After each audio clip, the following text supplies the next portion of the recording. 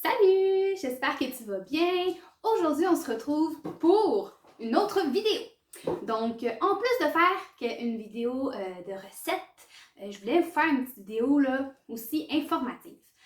Si vous avez un régime, si vous avez entamé une alimentation sans gluten, vous allez sûrement aller vers les alternatives qui sont avec la certification sans gluten ou des options qu'on connaît déjà, qu'on va sans gluten.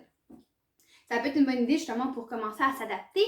Mais si vous portez attention soit au tableau des valeurs nutritives ou à la liste des ingrédients, ça se peut que vous soyez un peu... En tout cas, moi dans mon cas, quand j'ai commencé à faire ça, je me disais, Colin, c'est juste du sucre, des glucides puis de l'air, ce que je mange, c'est zéro nutritif. Puis souvent, au niveau du goût, ça vient écoper, soit ça goûte moins, soit ça goûte plus le riz, soit ça goûte plus sucré. Puis là, on n'a pas l'impression qu'on mange le même aliment à la base, que ce soit le pain ou quoi que ce soit. Aujourd'hui, il fait gris. En fait, on est au mois d'avril et il neige au Québec.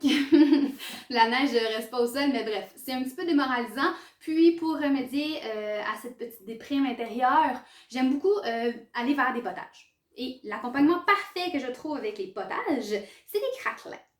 Si on regarde les craquelins commerciaux, il y en existe plusieurs sans gluten, mais ils sont un peu décevants. On a la fameuse marque...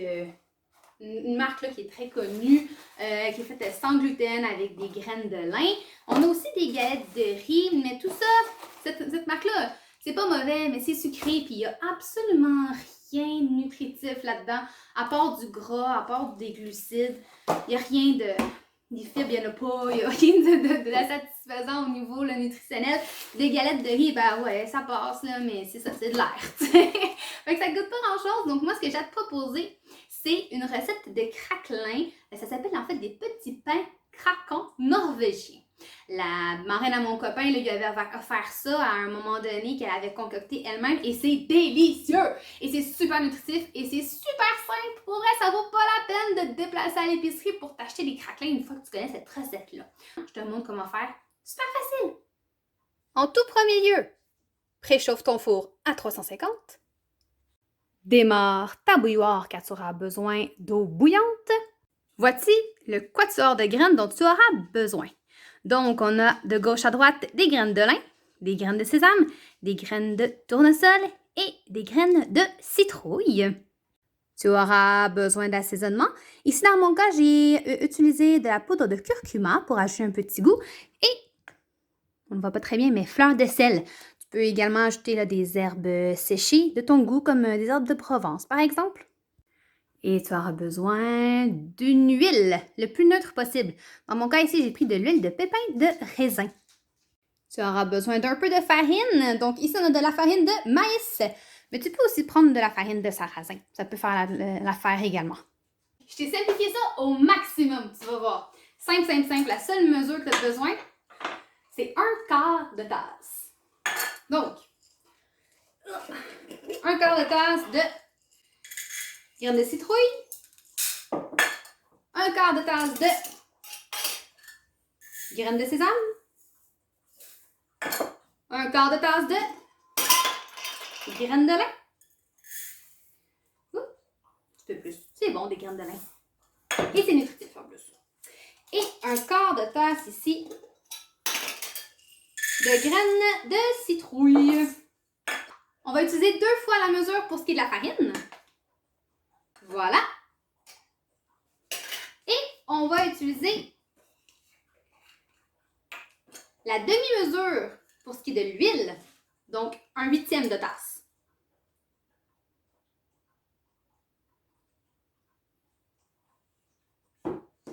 Ensuite de ça, on va utiliser 2 mesures d'eau bouillante.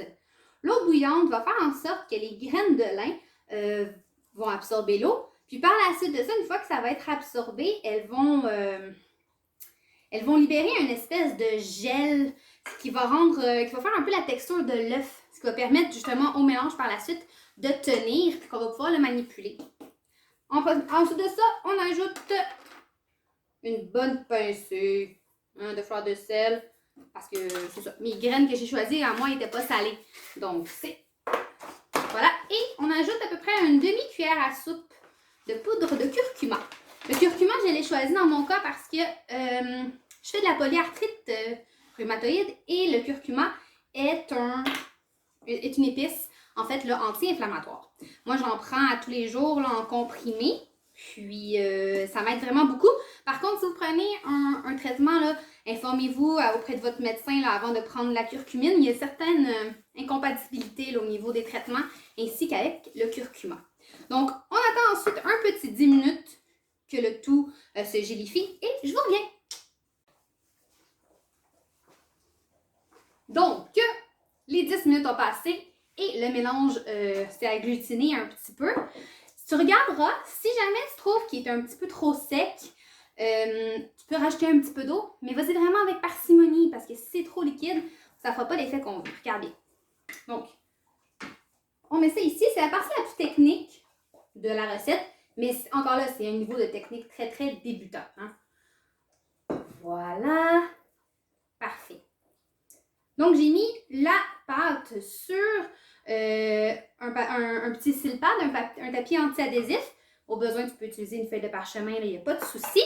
Puis, par la suite de ça, tu en prends une deuxième que tu vas venir appliquer dessus. Tu peux appuyer un peu avec ta main.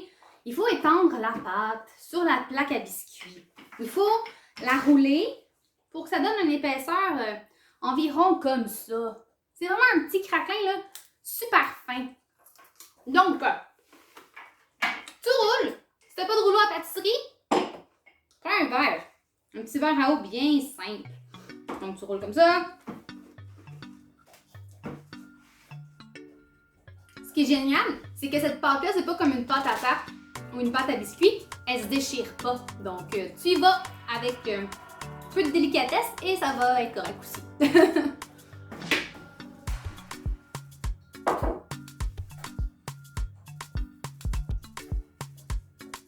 Donc, moi, mes craquelins sont rendus à l'épaisseur que je désire.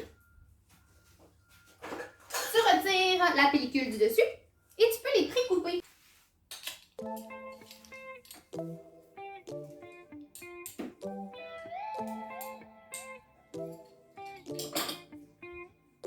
Parfait, donc mes craquelins sont prêts. Je les ai pré-découpés, mais si tu n'as pas envie de les pré-découper et de donner cette peine-là, il n'y a aucun souci. Tu peux les casser là, de façon un peu funky là, et sans problème là, à la fin. Puis, on enfourne ça et c'est terminé. Et c'est parti pour un 40 minutes de cuisson. Pendant ça là, on fait la vaisselle. Tu peux faire la vaisselle, mais la recette nécessite tellement pas beaucoup de vaisselle que tu as le temps pour faire plein d'autres choses. Pas vrai, Folichon? Mouchet? Allô, ici. Oui. Petit poulet d'amour. Les craquelins sont prêts, donc on prend la feuille de parchemin ou le papier anti-adhésif comme ce qu'on a et hop, on glisse tout sur la plaque pour que ça refroidisse. Que je te vois en manger, toi. Fait que c'est ça qui est ça. Une fois que c'est refroidi, les craquelins peuvent être pris en pain. Si vous les avez prédécoupés, ça va vous faire un petit côté facile. Là, ça va vous faire des petits craquelins carrés. Là. Si vous faites avec du curcuma, dites-vous que ça se peut que vos doigts soient un petit peu tachés. Assurez-vous d'avoir une débarbouillette propre au besoin. Et vous les déposez par la suite là, dans un contenant hermétique. Et vous avez des craquelins savoureux, nutritifs, peu coûteux pour accompagner vos potages lors des jours de neige et des jours gris.